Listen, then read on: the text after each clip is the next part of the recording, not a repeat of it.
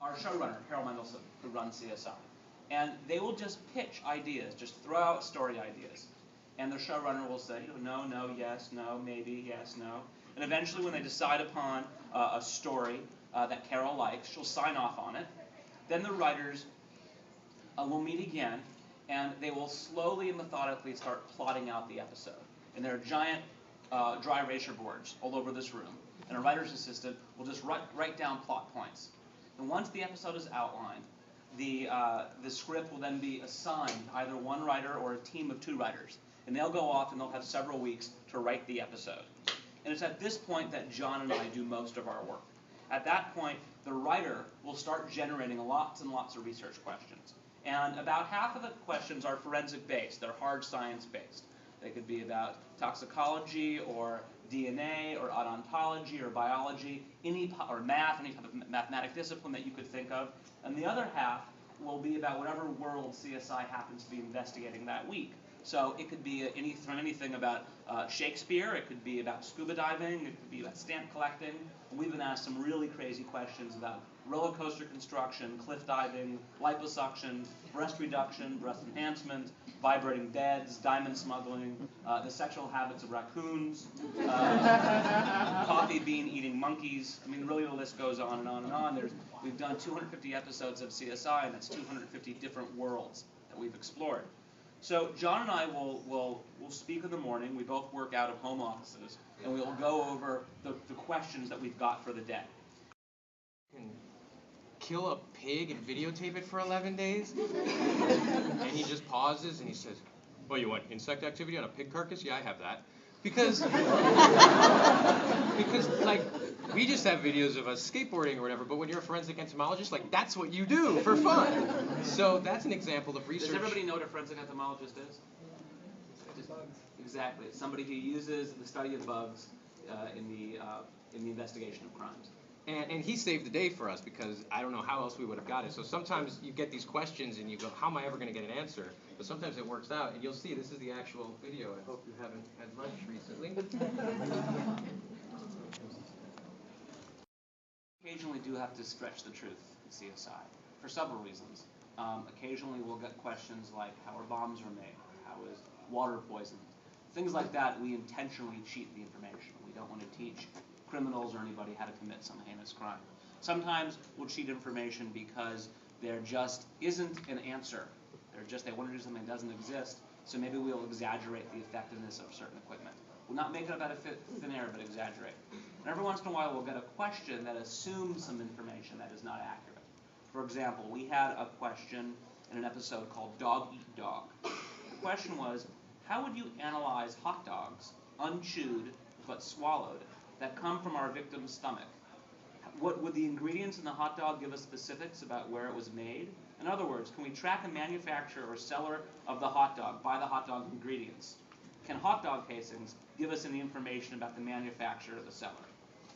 So I called a woman named Janet Riley at the American Meat Institute. I never knew there was an American Meat Institute there. And she was very nice, and she said, well, look, essentially, all hot dogs are essentially the same. They're animal product, coriander, paprika, salt, sodium nitrate, and other maybe proprietary additives that certain manufacturers will use. Now, there are specialty hot dogs that can be made out of an alternative species, such as ostrich, or emu, or bison, or elk, or venison. There are even red color hot dogs, red hots, that are really popular in the southeastern United States. But she said essentially it's impossible to track a hot dog to a specific manufacturer. It's just not realistic. But John and I, it's our job to say yes to the writers, not say no. We say no too often, we're looking for work. So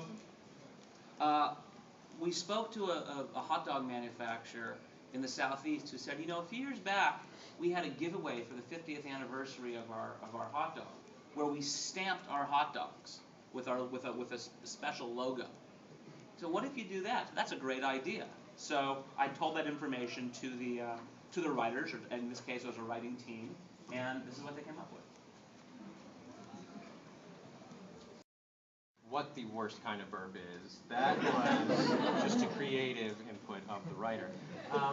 Obviously, the CSI shot is a big staple of our show, and we do most of the research that will inform that shot. An example of this is in episode 714. The writer had a female who had been beaten to death by a bottle of champagne, and he wanted to know what the death blow would look like and how the CSI shot would look.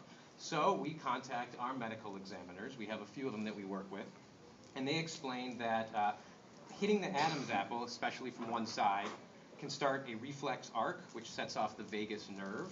I'm sure you all knew that already. This results in a parasympathetic stimulation of the heart, and therefore bradycardia results. So for us, what we need to know is how can we get this information to the special effects department so they can create the image you're going to see. So what we got is the shot is going to show a blow to the neck. They're going to zoom to compressed cartilage of the Adam's apple. They'll show white flashes of light that will simulate nerve impulses going up the neck and the brainstem, and then out in a circular-like pattern. So after we give them that information, they create a shot like this.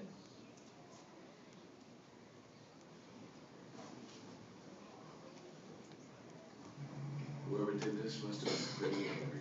Let me guess, multiple BFT? You got it. Fractured skull, broken nose, cheekbones. Take a look. Defensive wounds consistent with a cylindrical object. Or found a bloody champagne bottle at the scene. That'd do the trick. But the death blow came in the neck area.